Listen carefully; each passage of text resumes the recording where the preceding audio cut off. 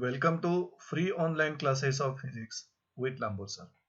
So in this lecture we will discuss regarding the resistance, concept of resistance.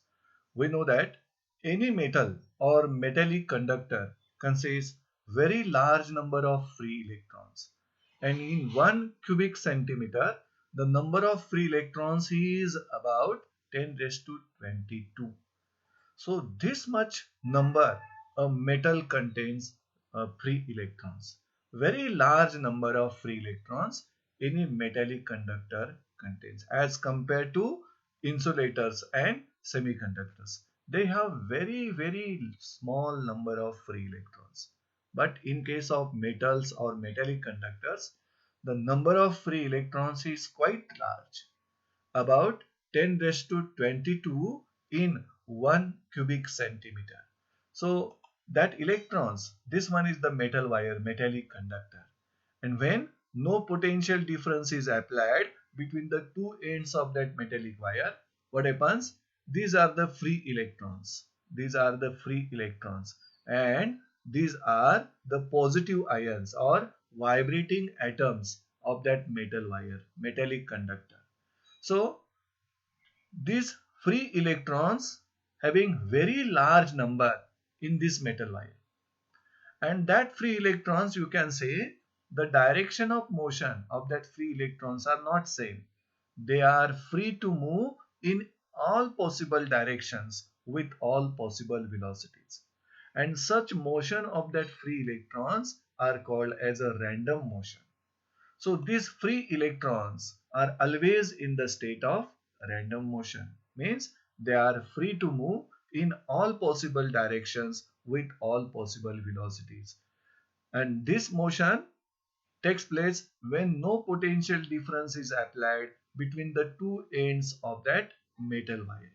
You can see the direction of the arrow of each free electron that is moving all possible directions, and these are the positive ions or atoms which are vibrating about their mean position. As the free electrons are in the state of random motion, they constantly collide with each other and also with these vibrating atoms of that metal wire, so that free electrons, due to their random motion, can collide with each other and also with the vibrating atoms of that metal wire or conductor. Now, what will happen if potential difference is applied at the ends of metal wire? You can see here. This cell or battery is connected between the two ends of that metal wire. Positive terminal connected end is at high potential, and negative terminal connected end of that metal wire is at lower potential. So potential difference is developed between the two ends of that metal wire. Due to that potential difference, electric field will be set up at every point inside the conductor, and the direction of electric field is from high potential to low potential, shown by this arrow. So this arrow gives direction of electric field set up at every point inside that metal wire, and under action of that electric field, these negatively charged electrons, which was initially in random motion, that electrons will move under the influence of that electric field opposite to the direction of electric field. So these are the directions taken by the free electrons. So direction of electron flow from low potential to high potential. And as long as external electric field is applied between the ends of that metal wire, there is a continuous flow of electrons through that metal wire in the form of a steady current. Now, so when PD, potential difference, is applied across conductor, then free electrons are moving in a direction opposite to the applied electric field, and that free electrons are setting up electric current in this circuit, which can be explained in the one more diagram. See here. cell is connected between the two ends of that metal wire. Positive terminal of that cell connected to the end becomes higher potential, and negative terminal of cell connected to the end of wire is at lower potential. That's why when potential difference is applied between the two ends of that metal wire, electric field is set up at every point inside that metal wire. And due to that electric field, electrons are moving in a direction opposite to the electric field. And this motion of electrons generates electric current through this circuit. Now, during the motion of electrons, as electrons are moving opposite in a direction opposite to the direction of applied electric field, that means lower potential to higher potential, what will happen? Due to the motion of that electrons in a particular direction, that electrons will collide with the vibrating atoms of that metal wire or conductor.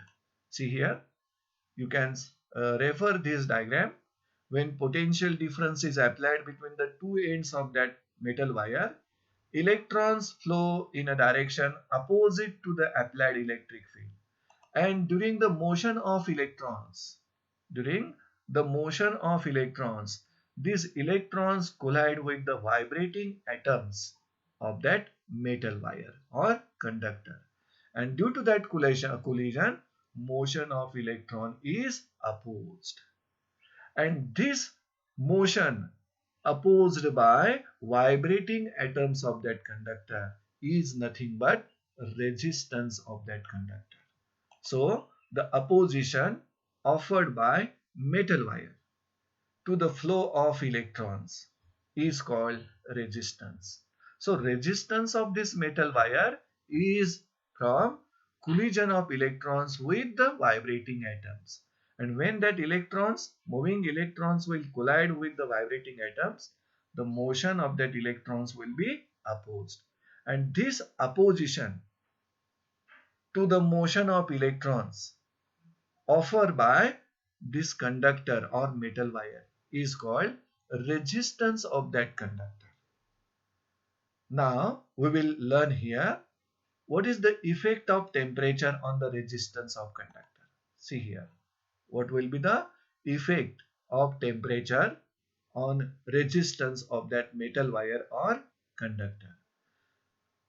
When temperature of conductor is increased, या metal वायरचं temperature आपण जर increase केलं, then atoms of that metal wire will vibrate with larger amplitude. As these positive ions or atoms of that metal wire are vibrating, but when temperature of metal wire or conductor is increased, the atoms of that conductor will vibrate with larger amplitude. And as the atoms are vibrating with larger amplitude, what will happen? Therefore, the number of collisions between moving electrons and the vibrating atoms will increase. And as the collisions between atoms and electron increases, opposition to the motion of electron increases. And as the opposition increases, resistance of that metal wire or that conductor also increases. So this is the effect of temperature on the resistance of that conductor or metal wire. What is that effect? See here. Hence, resistance of conductor increases with increase in temperature. This is possible in case of metal wire or metallic conductor only. But in case of insulators or semiconductors, it is not true. In case of metals or in case of metals or metallic conductors, resistance of that conductor increases with increase in temperature. But in insulators or semiconductors, the resistance decreases with decrease in temperature. So this is how resistance arises for any material due to collision of electrons with the vibrating atoms of that material. Now let us learn what is a resistor. The symbol of resistor is like this. Symbol for resistor is like this. Then what is resistor? Is an electrical component.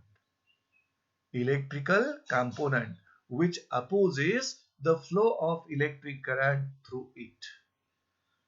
Electrical component which opposes the flow of electrons through it, and flow of electron produces electric current, and conventional direction of electric current is opposite to the direction of motion of electrons. So as this component, this electrical component opposes the flow of electrons, it also opposes the flow of electric current through it. And such electrical component is called as a resistor. Now, resistance of conductor. As we have studied the concept of resistance, from that concept we can say that resistance of conductor is nothing but opposition offered by conductor to the motion of electrons. And as electrons are moving, they generates electric current. So we can say that opposition offered by conductor to flow of electric current through it, called as resistance of conductor. See here, opposition offered by conductor to the flow of electric current through it is called resistance of that conductor. And we know that SI unit of resistance is ohm, denoted by the symbol omega. And from the Ohm's law giving the relation between electric current flowing through a conductor, potential difference applied between the ends of conductor, and a resistance of that conductor. From using that relation of Ohm's law, we can produce dimensions of resistance like this. See here. So this is the relation of Ohm's law. Mathematical relation of Ohm's law. Resistance of conductor is equal to potential difference between the ends of conductor divided by electric current flowing through it. But potential difference, electric potential, is nothing but work done per unit charge upon the current, and the charge is equal to product of current into time. So this formula we can write like this: W upon I square T. Here the dimensions of W, that means work done, are L2, M2 uh, and T raised to minus 2. Sorry, L2, M1, T raised to minus 2. And the dimensions of current is I raised to 2 and the time is T raised to 1. So taking all the units together, the units occurring in the denominator is shifted to the numerator. Then we can write the dimensions. So these are the dimensions of work done.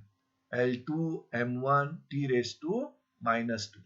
And these are the dimensions of current and time. Current I raised to 2 and time T raised to 1. Equating all the units are the dimensions L2, M1, T raised to minus 3, I raised to minus 2. These are the dimensions of resistance. Now, what will be the reciprocal of resistance? Reciprocal of resistance is called as a conductance. So conductance of a material is the reciprocal of its resistance. And it is given by the formula conductance C equal to reciprocal of resistance. But resistance equal to V upon I. That's why C equal to I upon V. As this resistance has unit ohm, the SI unit of conductance will be per ohm or ohm inverse or Siemens or MHO. These are the three units. These are the three units of conductance. Now, we know the dimensions of resistance L2, M1, T raised to minus 3, I raised to minus 2. then what will be the dimensions of that conductance? See here. Dimensions of conductance will equal to L raised to minus 2, M minus 1, T3, I2. So this is regarding resistance of conductor and conductance of conductor. Now, factors affecting resistance of a conductor. कोणत्याही कंडक्टरचं जे resistance आहे त्याला affect करणारे factors एकूण 4 factors आहेत. First factor is the length of that conductor. Second factor is the cross sectional area of that conductor. Third factor is the material of that conductor, and fourth one is the temperature of that conductor or material. So let us learn the factors affecting the resistance of conductor one by one. So first of all, we will see the effect of length of conductor. What is that effect? See here. Resistance of conductor is directly proportional to length of conductor. As the length increases, resistance of conductor also increases. That's why we can write here R is directly proportional to L. So this is the effect of length of conductor on resistance of that conductor. Now the second factor, area of cross section of that conductor. Its effect is resistance of conductor is inversely proportional to the area of cross section of that conductor. Means if area of cross section increases, resistance decreases. If area of cross section decreases, resistance increases. That is, R is inversely proportional to cross sectional area of that conductor. So this is the effect of cross sectional area of conductor on resistance of that conductor. Now the third factor, nature of material. What is the effect of nature of material on resistance of conductor? We have some materials like silver, gold, copper, which have large number of free electrons. And such materials having large number of free electrons, due to that they have very small value of resistance.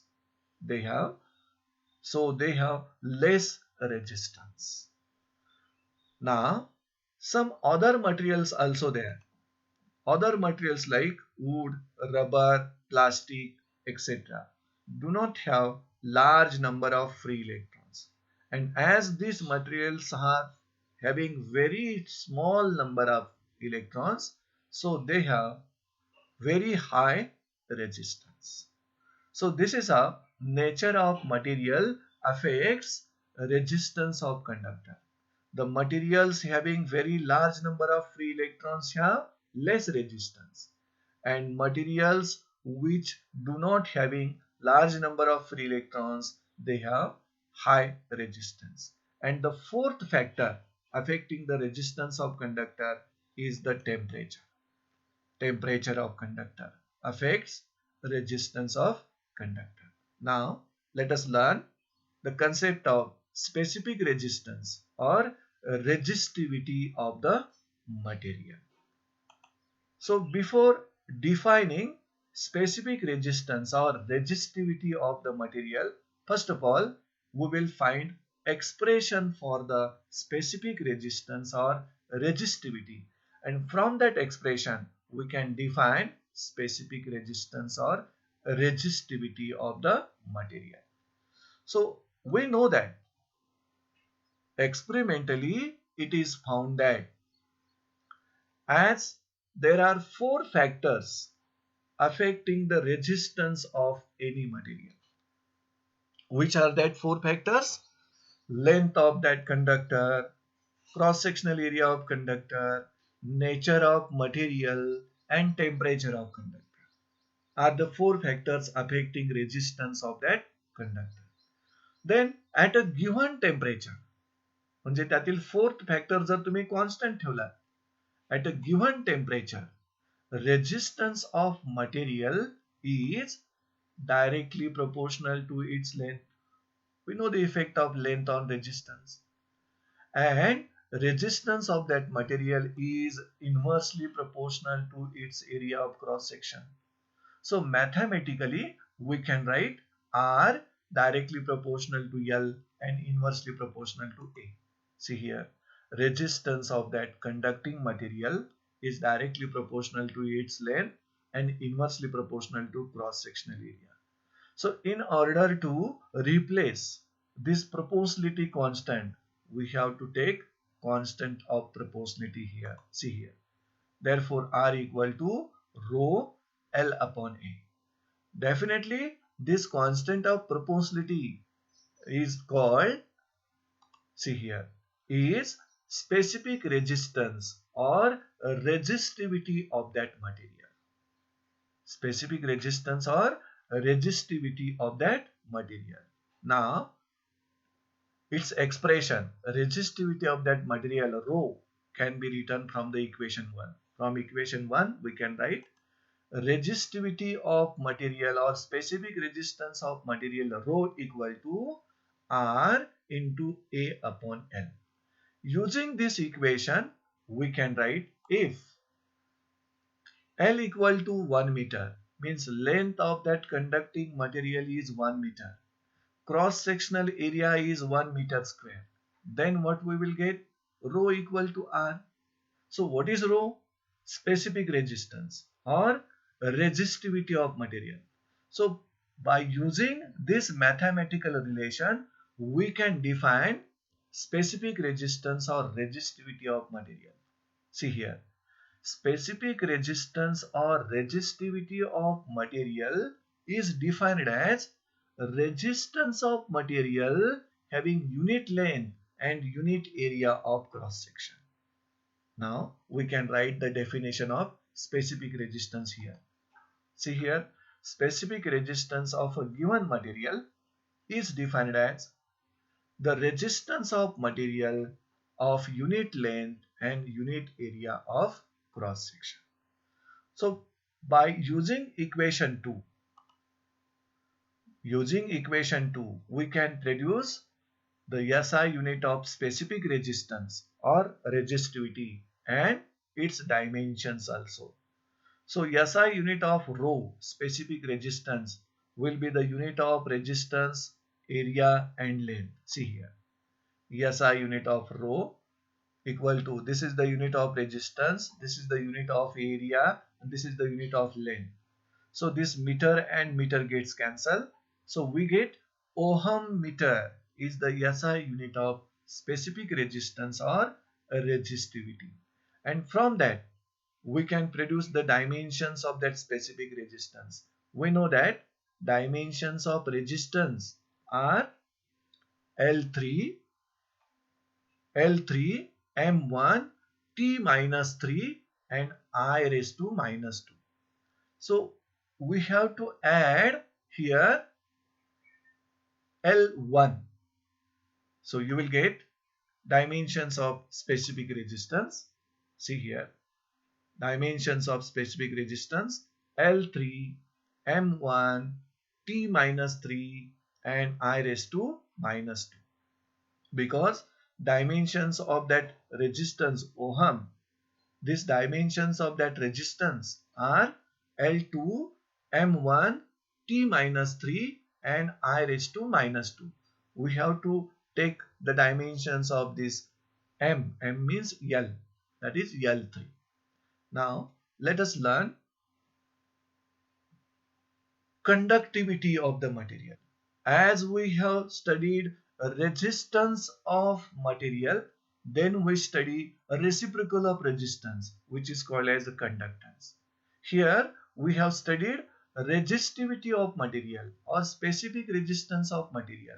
Now we will learn conductivity of material. What is the conductivity of material? So conductivity of material is nothing but a reciprocal of resistivity of material. Reciprocal of resistivity of material is called conductivity, denoted by the symbol sigma. So mathematically we can write sigma equal to 1 upon rho. Conductivity of material equal to a reciprocal of its resistivity. We know the SI unit of resistivity, dimensions of resistivity. From that, we can find SI unit of conductivity and dimensions of conductivity also. See here. Here we want to learn two more statements regarding the conductivity. Materials having large resistivity. ज्या मटेरियलची resistivity large असणार त्याची conductivity एकदम poor असणार. Isn't it? So materials having large resistivity are poor conductors, or you can say good insulators. Conversely, materials having small resistivity are good conductors. Mug large resistivity असणारे materials, plastic, wood, you can say glass, large resistivity. That's why that materials are poor conductors or good insulators. And materials having small resistivity, aluminum, copper, silver, gold, they have the small resistivity. That's why they are good conductors. So from the value of resistivity, we can identify good conductors and bad conductors. Now, units and dimensions of resistivity. SI unit of resistivity is per ohm meter or Siemens per meter, and the dimensions of conductivity. SI unit of conductivity is per ohm meter or Siemens per meter. Now the dimensions of conductivity. We know that dimensions of resistivity are L3, M1, T raised to minus 3, I raised to minus 2. Just we have to reverse the powers and we will get the dimensions of conductivity. See here. Dimensions of conductivity equal to L minus 3, M minus 1, T 3, I 2 are the dimensions of conductivity. Now we will learn the types of material. Types of material. So depending upon resistivity of material, we can classify three types of material. Depending upon resistivity, the value of resistivity decides the types of material. The materials are classified in three types. First type are the conductors. Second, insulators. And third types of materials are the semiconductors. Then which materials are called as conductors? So types of materials are based upon value of resistivity.